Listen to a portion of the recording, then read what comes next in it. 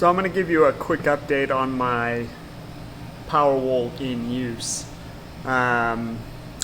Few things that are going on. Number one, this 100 amp breaker is not enough. It trips when I'm working my system hard.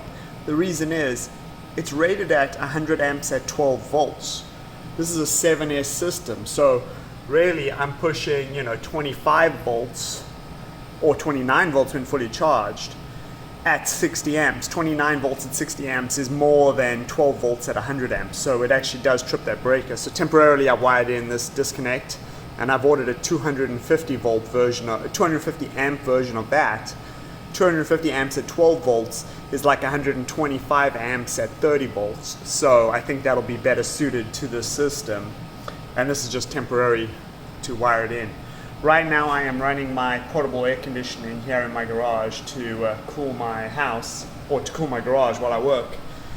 And we are pulling 1300 watts right now. I've already pulled 2.5 kilowatts out of the battery, and we're currently pulling 1200 watts continuous. And there was a question about what sort of temps am I seeing on my bus bar. The ambient temp right now is in the 73, sort of 74 degree range. Let's see what I am seeing on the bus bars here. I'm seeing maybe 85 degrees. Yes, it's slightly warm, so about 10 degrees over ambient I'm seeing on this bus bar. Ironically, this bus bar is the hottest because I think all the energy accumulates and comes out. This other bus bar is, it's barely above ambient, 77 degrees. Let's see the positive connection, 83 degrees, so slightly, maybe 8 degrees over ambient, 10 degrees over ambient. Now, another reason that this might be slightly hotter is the shunt that is on the negative is actually a resistor and actually does produce some heat. If you look at the shunt right now, the shunt is at 90 degrees. That heat will transfer through the copper back to here, so that also might explain why you have a few extra degrees on the terminal there.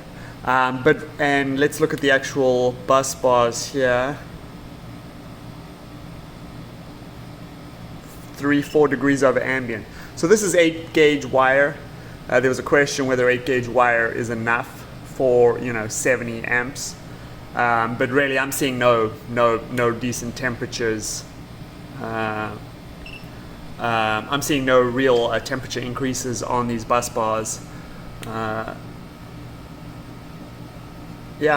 3-4 degrees over ambient here, pulling 1300 watts right now continuous. So I think we're fine with this 8 gauge bus bar wire. And I did add some more solar panels outside. I now have 400 watts outside. It's overcast, and so I'm only charging with 150 watts right now. I did add 2 more panels, so we have 400 watts just to help recharge this pack during the week. And I did change my inverter.